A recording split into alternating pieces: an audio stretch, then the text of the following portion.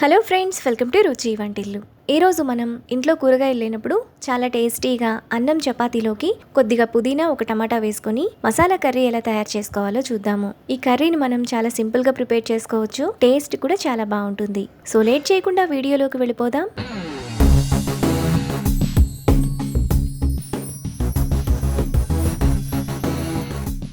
ముందుగా ఈ కర్రీ చేసుకోవడానికి మిక్సీ జార్లో 1 టేబుల్ స్పూన్ ధనియాలు, అర టీ స్పూన్ మిరియాలు, 1 టేబుల్ స్పూన్ నువ్వులు,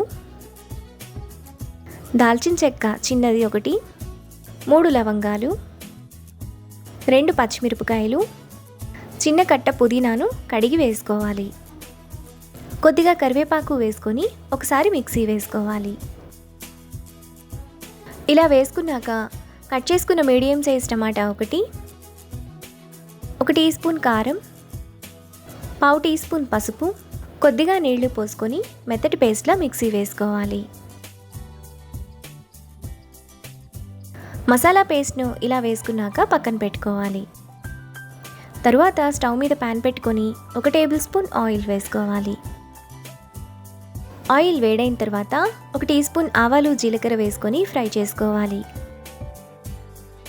ఆవాలు చిటపట్లాడిన తర్వాత 1 టేబుల్ స్పూన్ సన్నగా తరిగిన చిన్నులపాయ ముక్కలు వేసుకొని కలర్ మారేంత వరకు ఫ్రై చేసుకోవాలి.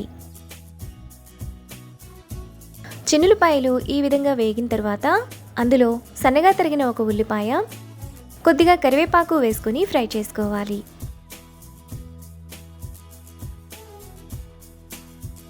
ఉల్లిపాయలు ఇలా వేగాక పావు టీ స్పూన్ అల్లం వెల్లుల్లి పేస్ట్ వేసుకొని పచ్చివాసనంతా పోయేంత వరకు ఫ్రై చేసుకోవాలి. అల్లం వెల్లుల్లి పేస్ట్ వేగిన తర్వాత అందులో ముందుగా మనం మిక్సీ వేసుకున్న మసాలా పేస్ట్ వేసుకొని ఆయిల్ అంతా సైడ్స్కి వచ్చేంత వరకు కలుపుకోవాలి. మసాలాలోని ఆయిల్ అంతా ఇలా సైడ్స్కి వచ్చినప్పుడు టేస్ట్కి తగినంత ఉప్పు, 2 టేబుల్ స్పూన్ల పెరుగు వేసుకొని మరో నిమిషం పాటు కలుపుకోవాలి.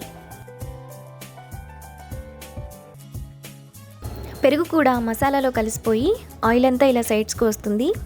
ఇప్పుడు అర గ్లాసు నీళ్లు పోసుకొని కలుపుకోవాలి. ఇలా కలుపుకున్నాక మూత పెట్టి 5 నిమిషాల పాటు మీడియం ఫ్లేమ్లో ఉడకనివ్వాలి.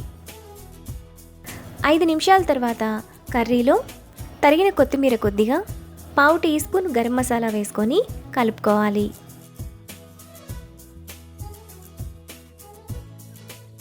మనకు చాలా టేస్టీగా మసాలా కర్రీ రెడీ అయిపోయింది.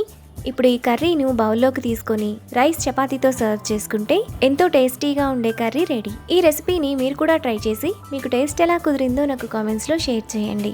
ఈ వీడియో కనుక మీకు నచ్చినట్లయితే లైక్ చేసి, షేర్ చేసి, సబ్స్క్రైబ్ చేయండి.